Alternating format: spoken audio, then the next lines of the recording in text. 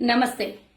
Hyderabad Lok Sabha BJP అభ్యర్థి అయినటువంటి మాధవి లత గారు అంటే వారి గురించి మాట్లాడొద్దు, కానీ మాట్లాడకపోతే తెలంగాణ ప్రజలకు తెలవాల్సినటువంటి విషయాలు కూడా తెలవకుండా పోతాయి. దాన్ని మూసేద్దాం, కప్పేద్దాం అనే ప్రయత్నం చేసినా కూడా మనం చెప్పకుండా ఉండకపోతే గనక నిజంగానే అన్యాయం చేసిన వాళ్ళం అవుతాం. కాబట్టి 2-3 ముక్కలు ఆవిడ గురించి చెప్పాలని నేను మీ ముందుకు వచ్చాను. మొదటగా ఈమె దేశం కోసం, ధర్మం కోసం, నీతి కోసం, నియమం కోసం, ధర్మం 4 కాళ్ళ మీద నడవాలి. లేదు అనంటే ఈరోజు హిందూ సమాజం చాలా బాగుపడాలి. ఇంకా ఎన్నెన్నో చాలా మాట్లాడింది. మొత్తం సోషల్ మీడియా కానివ్వండి, మొత్తం అన్ని ఛానళ్లకి పెయిడ్ వీడియోలు, పెయిడ్ ఇంటర్వ్యూస్ ఇచ్చినటువంటి విషయం మనం చూసుకున్నాము. దాని విషయమే ఇప్పుడు లోక్సభ అభ్యర్థిగా ఉంది కాబట్టి ఒక రాజకీయ నాయకురాలుగా ముందు లేదంటే మేమేమి వ్యతిరేకించే వాళ్ళం కాదు, దీని విషయంలో మాట్లాడే వాళ్ళం కాదు. ఇప్పుడు ఒక అభ్యర్థిగా తన సొంతంగా ఏదో డబ్బా కొట్టుకునే ప్రయత్నం చేసింది. ఆ డబ్బా కొట్టుకునే ప్రయత్నంలో తనకున్నటువంటి అసలైన నిజాల్ని 2-3 ముక్కల్లో నేను చెప్తాను. తెలంగాణలో నిజంగా నమ్ముతున్నటువంటి అంధభక్తులకు కనువిప్పు కరగాలి, లేదా సామాన్య ప్రజలు మోసపోకుండా ఉండాలి అని వీరు చేస్తున్నటువంటి కొన్ని విషయాలు నేను మీ ముందుకు తీసుకొస్తాను. కరోనా సమయంలో అంతకుముందు ఈవిడ గురించి నాకు తెలియదు, మొన్న 2-3 నెలల నుంచే సోషల్ మీడియాలో చూస్తున్న తప్పించి ముందు ఆవిడ గురించి తెలియదు. కానీ కరోనా సమయంలో జరిగినటువంటి విపత్తు పరిస్థితిలో వాళ్ళది విరించి ఆసుపత్రి రోడ్ నంబర్ 1 బంజారాయిల్స్ లో ఉంటుంది. నా ఇంటికి కూతవేట దూరంలో ఉండేటటువంటి విరించి హాస్పిటల్. ఆ విరించి హాస్పిటల్లో ఈమె చాలా నీతులు చెప్తుంది కాబట్టి ఇవి నేను చెప్పాల్సి వస్తుంది. ప్రతి ఒక్క దగ్గర వైద్యం అన్నాక వికటించక మానదు, జరిగి తీరుతుంది. కొన్ని తప్పులు జరుగుతాయి, అందులో అనుమానమే లేదు. కానీ ఇక్కడ జరిగినటువంటిది ప్రతి 100 కేసుల్లో 50 మంది చనిపోయారు కరోనా సమయంలో. చాలా వీళ్ళ మీద ఉన్నటువంటి ఎలిగేషన్స్ ఇన్ని అన్ని కాదు. 6 నెలలు మరి హాస్పిటల్ కి లైసెన్స్ క్యాన్సిల్ చేస్తామని మరి కేసు కూడా పెట్టడం జరిగింది. వీళ్ళకి 6 నెలలు ఆసుపత్రికి కూడా పర్మిషన్లు తీసేసినటువంటి విషయం మనం గమనించాలి. మరి ఎందుకు జరిగిందమ్మా? 100 మందిలో 50 మంది అన్న హిందువులు ఉండిండొచ్చు కదా, 50 మందిలో 25 మంది హిందువులు చనిపోయి ఉండొచ్చు కదా కరోనా సమయంలో. నేను అడిగేది ఒకే ఒక ప్రశ్న, లక్షల రూపాయలు దోపిడీ చేసి హిందువుల దగ్గర మీరు తీసుకున్నటువంటి వసూలు చేసినటువంటి డబ్బు 100 కోట్లు అవునా కాదా? చరిత్ర దిద్దాం. కావాలంటే అప్పటి రికార్డులు ఏమన్నా ఉంటే చూపించాల్సినటువంటి అవసరం ఉంది. ఎందుకంటే నేనే సాక్ష్యం. మా వాళ్లే 2 చనిపోయారు. అందులో మాకు తెలిసిన వాళ్ళు, మాకు సంబంధించిన 2 చనిపోయారు. అందులో ఒకళ్ళు శశి వంగల వాళ్ళ బ్రదర్, ఈరోజు ముగ్ధా సిల్క్ నడిపిస్తున్నటువంటి శశి వాళ్ళ అన్నయ్య తన అన్యాయంగా చంపేసినటువంటి విషయం మనకు తెలిసింది. వాళ్ళ అన్నయ్యకి ఇంజెక్షన్లు ఇచ్చి అసలు ఏమంటారు, ఆయనకు సంబంధించినటువంటి రికార్డు కూడా పూర్తిగా తొలగించి, డేటా తొలగించి, ఆరోగ్య విషయంలో వాళ్ళు ట్రీట్మెంట్ చేసినటువంటి విషయము రికార్డు తొలగించి ఎందుకు చేయాల్సి వచ్చింది? పైగా వీళ్ళ మీద కేసులు పెట్టిరు. ఎందుకు పెట్టాల్సి వచ్చింది? వీళ్ళ నిజమైన ప్రశ్న, మా అన్నని చంపేసినావు అని చెప్పి స్టెరాయిడ్స్ ఇచ్చి, ఇంజెక్షన్స్ ఇచ్చి చంపినటువంటి విషయము, మూత్రపిండాలు డ్యామేజ్ కావడము, స్ట్రోక్ వచ్చి చనిపోయినటువంటి విషయం తెలియదా? ఇది యావత్ తెలంగాణ కాదు, ఆ రోజు అందరము ఒక రకమైనటువంటి సెన్సేషన్ న్యూస్ లో తల్లడిల్లిపోయినాం కరోనా సమయంలో. మరి ఆ టైంలో కేటీఆర్ ని తీసుకొని తనకు అంటే పాజిటివ్ గా వచ్చేటట్టుగా ఆనాడు ఉన్నటువంటి ప్రభుత్వంలో కేటీఆర్ వీళ్ళకి ఎందుకు సహకరించాల్సి వచ్చింది? ఆ విషయం ఒకసారి తెలియాలి. మరి ఎందుకు వాళ్ళ కుటుంబ సభ్యుల్ని ప్రశ్నిస్తే ఎందుకు అరెస్ట్ చేయించాల్సి వచ్చింది?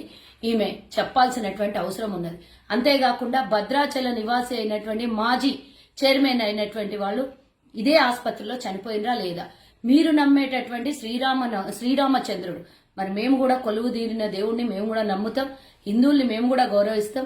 మరి ఆనాడు కాంగ్రెస్ హయాంలో వారికి చైర్మన్ గా చేస్తే, శ్రీరామచంద్ర స్వామి దేవాలయానికి ట్రస్ట్ చైర్మన్ గా చేస్తే, మరి మీ ఆసుపత్రికి వస్తే హిందువులు కదా మీరు, మరి హిందూ భక్తులు హిందువులను కాపాడేవారు, ఎందుకు మరి చనిపోయిండు అయినా చెప్పాలి.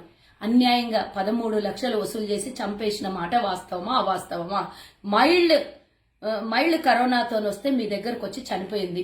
ఇలాంటివి ఎన్నో కేసులు నేను 2 ఎగ్జాంపుల్ చెప్పిన. ఒకటి శశి వంగల వాళ్ళ అన్నయ్య, ఒకటి భద్రాద్రి దేవాలయం చైర్మన్, మాజీ చైర్మన్ అయినటువంటి వ్యక్తి గురించి. 2 మా వాళ్ళు నాకు బాగా క్లియర్ గా తెలుసు కాబట్టి చెప్తున్నా, తెలియని ఎన్నో ఉన్నాయి. ఇలాంటి ఆమె చాలా నీతి సూక్తులు చెప్తుంది. నేను అడుగుతున్నా, ఈరోజు ఆసుపత్రి హలోపతి నడుస్తుంది.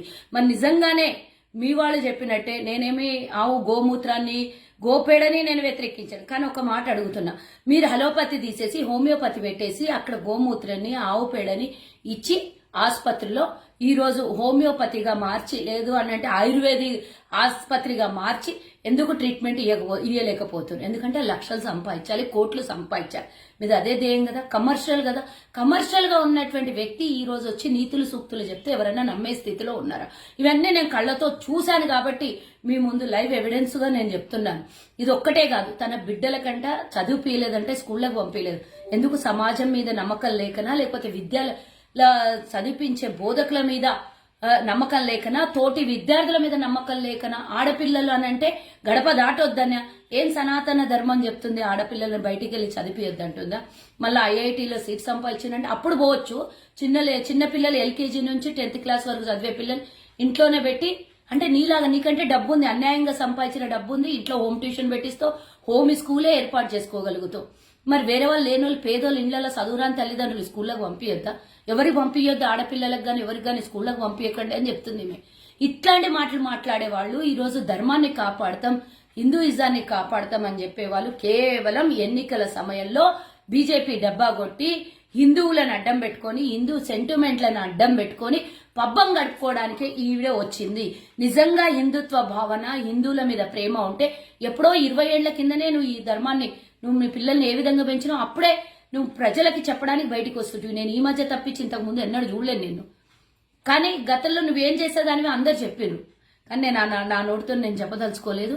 నువ్వు ఈ రోజు లిప్స్టిక్లు పెట్టుకోవద్దు, లిప్స్టిక్లు ఎందుకమ్మా ఇవన్నీ? నీకు మహిళల గురించి మాట్లాడటము నువ్వు పాటిస్తే నీ ఇంటి వరకు ఉండు. ఎదుటి వాళ్ళని నువ్వు కించపరిచే విధంగా మాట్లాడితే నేను ఎందుకు అంటున్నా అంటే, నువ్వు గతంలో ఏం చేసేదానివే, ఏ సలూన్లో ఏం చేసేదానివే నేను నీకు మరి ఇంతకన్నా వివరంగా నేను చెప్పదలుచుకోలేదు.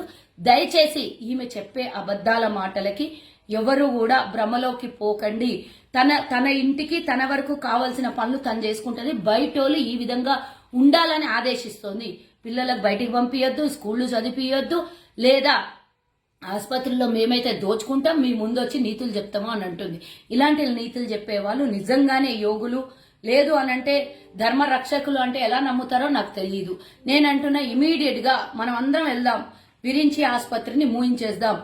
ఆసుపత్రి మీన్స్ హలోపతిని మూయించేద్దాం. వీళ్ళకి ముఖ్యంగా ధర్మాన్ని కాపాడే వాళ్ళైతే ఈ రోజు వాళ్ళు హలోపతి వదిలేసి హోమియోపతికి వెళ్ళాలి. ఆసుపత్రి అందరికీ సేవ చేయాలి. ఉచితంగా సేవ చేస్తావా, నార్మల్ ఫీజు పెట్టుకొని సేవ చేస్తావా, అది నాకు అనవసరము. కానీ ఇన్ని లక్షల రూపాయలు ఎవరి దగ్గర దోపిడీ చెయ్యొద్దు. మేమందరం కూడా మీ విరించి హాస్పిటల్కి వచ్చి అడుగుతాము అని చెప్తున్నా. ఇలాంటి దోపిడీ చేస్తే సామాన్య ప్రజల దగ్గర పిండి రక్తం పిండినట్ల పిండి కోట్ల రూపాయలు 4 తరాలకు సరిపోయేటంత సంపాదించింది ఈ కుటుంబం కాదా అని నేను అడుగుతున్నా. మొన్న కరోనా సమయంలో ప్రాణాలతో చెలగాట మాడుతున్నటువంటి మీలాంటి ఆసుపత్రులు మీరు వచ్చి నీతులు చెప్తే మేమందరం నమ్మాలి. నా తల్లి దొరసానమ్మా, ఇలాంటి నీతులు నువ్వేదో హిమాలయ అడవుల నుంచి రాలేదమ్మా. నువ్వు ఈయనే బంజారాయిల్స్లో ఉన్నదానివి. నీ గురించి డేటా తీస్తే దొరకదా నువ్వేంటి అనేది?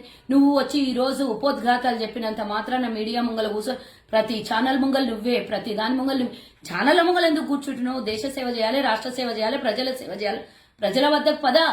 ఓన్లీ ఉట్టి గివే మాటలు ధర్మం అని మాట్లాడి ధర్మం 4 కాళ్ల మీద ఎప్పుడు నడుస్తుంది తెలుసా? అందరినీ కలుపుకొని పోయి అందరిని నా బిడ్డల్లాగా అని చూసుకుంటే ధర్మం 4 కాళ్ల మీద నడుస్తుంది. ధర్మానికి గంతలు కట్టేది అందుకోసమే, న్యాయదేవతకి. కాబట్టి ఆలోచించి ఇట్లాంటి వాళ్ళు మస్తు వస్తారు. ఇప్పుడు ఎన్నికల సమయంలో చెప్పేటాళ్ళు చాలా మంది సోది చెప్పేటోళ్ళు వస్తారు. ఇట్లాంటి వాళ్ళు నేనైతే ఈమెను సోదమ్మ అనుకుంటున్నా. ఇట్లాంటి వాళ్ళు చాలా మంది వస్తారు. ఆలోచించుకొని తెలంగాణ ప్రజలు ఇట్లాంటి వాళ్ళు వస్తే మనం దగ్గర దిద్దామా? మనల్ని దోపిడీ చేసి కోట్లు కుమ్మేసి కోట్లలోకి అధిపతి అయినటువంటి వాళ్ళు మన దగ్గరకు వచ్చి సూత్రులు చెప్తే మనం నమ్ముదామా?